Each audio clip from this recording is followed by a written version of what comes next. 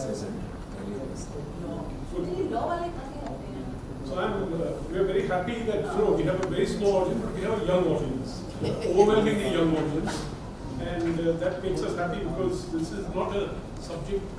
This should be a much more important subject. China is large and will be looming larger in the coming years, decades. China will become even bigger. Thank you, Manoj. I think I'll start from what you introduced about the subject, about the nature and the character of the Chinese Communist Party and the unique kind of institution, as Manoj has already said. I think to begin with, it's remarkable that the Chinese Communist Party leadership succession has been happening smoothly, especially as one of the members of the audience had just said how they had turned almost 360 degrees from the Cultural Revolution disaster. So looked at from that point of view, I think it's a remarkable achievement in itself. I mean, about the Chinese politics or the political leadership succession. Because if you remember, just on the eve of the last party congress, that was in 2012, there was some infighting, if I may call it, which had happened, and Po Xilai, one of the Politburo members, who, as it was reported, wanted to actually become a top leader, and finally Xi Jinping was a compromise choice, let's say, between various factions. So this time around, we have not come to know anything of this sort. So in that itself also speaks volume about how within the party the leadership question has been settled, at least for the time being, or maybe for the next party congress. So that is the first thing I thought I need to mention. But having said that, I think we should also not overlook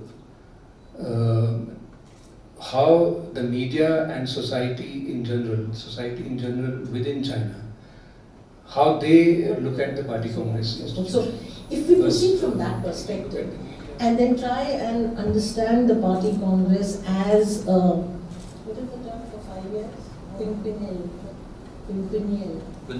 Quincennial. Okay.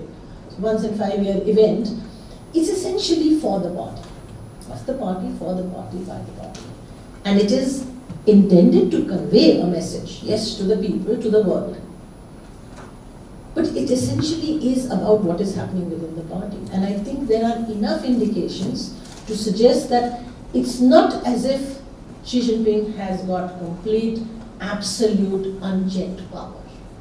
This is reflected in 2 or 3 things. Number one, if you start from the earlier Congress itself, he was at that point a compromise candidate. So it wasn't as if he sort of went seamlessly into the chair that he was, and nobody opposed it. And then when he reasserts his claim at this point of time, he has eliminated his rivals.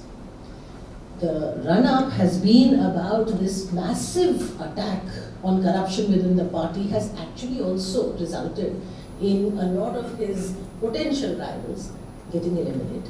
And finally, the fact that the Central Committee does not comprise only absolute Xi Jinping supporters, that there is a kind of a division, and almost 50-50, that while half of them are Xi Jinping supporters and camp followers, the other half are not. And so there is a sense that even the different factions within the party had some say. That easy. If you look at the Politburo Standing Committee, there are 7 members. Out of that, 2 each belong to the 3 different groups. So which implies that there has been a lot of negotiations that have been going on to get this in order. And the second thing is, second point which comes out very clearly is, there are 64% of the members of the Central Committee are new and they are very young. They are in the early 50s. So what happens is, as the future comes up, you will find these people actually moving up the ladder. So the new people who have come in is something that you need to look at. In the Politburo itself, out of 25 members, 12 members are actually supposed to be on the Xi Jinping's side. The rest of them are divided equally between the Communist Youth League as well as the Shanghai group. The thing that came out from his speech in the work report that he delivered to the 19th Party Congress are 2-3 things. One is he divided the time period up to 2050 into 3 parts. One is 2020, 2035 and 2050. By 2020, what he was wanting to achieve is what they have actually set for themselves in 2002, 2003 as the Xiaohang. That is what he wants to achieve by 2020. And also the reforms that they were trying to do in the economic field are going to continue. Open up to the world, open up further to the world. Xiaohang by 2020, people-centered philosophy is something what he's talking about by